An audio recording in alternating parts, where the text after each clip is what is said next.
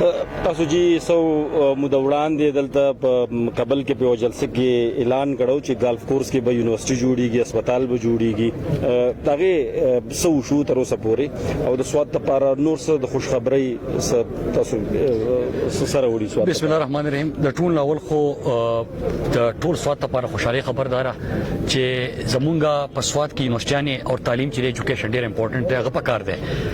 په سواد کې مونږ وعده کړو په تېشي وزټ باندې مو چې اګریکلچر یونیورسيټي، انجینرینګ یونیورسيټي دا به موږ سواد ته او اګریکلچر انجینرینګ یونیورسيټي او دغه سره ډینټل کالج چې کوم دی دا غي منځوري شو. دا غیر پر بیا موږ د ځمکه ظاهر خبره په سواد کې د ځمکه ویلیوم ډیر زیاتره او ډیر په مشکل سره ملاويږي. نو کابل ګالف کورس چې کوم دی په کوم فیصله کړو دا غیر پر سرکاري کاروایی چې کوم دا مکمل شو. الته به ان شاء الله چې یو د زنا وومن یونیورسيټي، یو انجینرینګ یونیورسيټي، یو د ماشومان د ملکن ډیویژن اولنی هسپتال او ان شاء الله مونږ الته منظور شوم دی او دا غي کاغذي کاروایی پوره شو او ډیر زر به ان شاء الله پاکي باندې کار شروع شي. بل تاسو ته پوښتنه کوم چې سواد لپاره تاسو سکارونه دي زموږ د سواد د هر تحصیل لپاره یو کالج چې کوم دی دا غي منظور شوی دی، دا غي پروسس مکمل شو او اوس ان شاء الله زر پاکي باندې کار روان شي.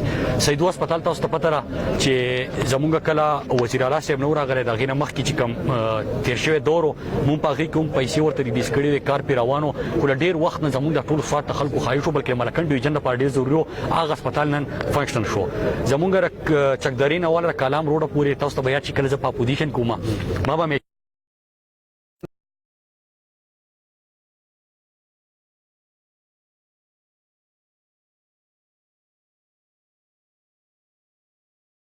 چې مواري زما سره وا. نو ماته پته چې د سواد د ټوریزم د لپاره ډیر ضروری ده چې زموږ سره ټول شوی منم جبي الحمدلله نن اکټیویټیز التر روان دي. هغه سړک چې کم دی هغه مکمل شو.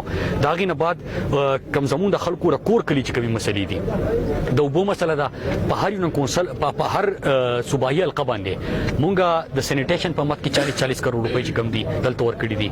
زمونږه د اریګیشن په مت کې 40 کروڑ روپۍ ور کړی. دا غي سره سره سړکونو په مت کې مو 94 کیلومتر سړکونه چې کم دي لینک روډ واړه سړکونه اپ خپل باندې سی په ان 4 کې چې کم دي باقي باندې کار په دې ټیم کې روان شو یا رواني کی. دا غین علاوه د سواد موټر وې مو خبره کړو چې موږ ایکسټنشن کو. وزیر اعلی صاحب راغله او ظاهر خبره چې کم موټر وې منزور شو هغه زما د کم زمواري چې د داغي انډر دا راتلا. نو چکدرین پورې موږ موټر وې راوستل چکدرین بیا موږ د مدین بهرنه پورې داغي فیزیبিলিټي کمرشل فیزیبিলিټي ټول پروسس مکمل شو او تیار شو. وس هغه میچور شو. د میچورټي لیول دار چې ان شاء الله زر تر زر به موږ دا غیر پر کنسلټنټس هایر کو دا غي بیلډینګ او دا غي ټینډرینګ پروسس بم شروع شي.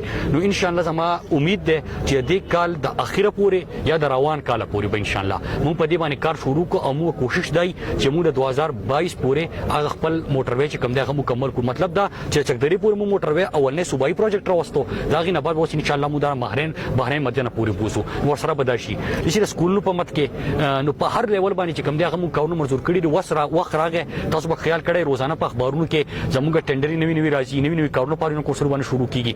نو هغه ولني کال کې موږ ټول کوشش وکړو چې زیات پروجیکټ موږ سواد تراوړو. الحمدلله موږ پاکي کې کامیاب شو. وس هغه عملی کار پاکي باندې شروع کیږي. یو بل غټه مسله وا زموږ تاسو کیا کړک سوچ د مټي نزي کانجو طرف ته منګوري ته او بیا کابل نه راځي نه الته ډیر زیات ټریفیک جامي خلکو ته مسلې امبولانس پکې خلی د خلکو کاروبار د الته منګوري ته تل غواړي هغه د ډیر زیات مسلې دي طرف هم خلک زیاده هغه طرف هم راځي.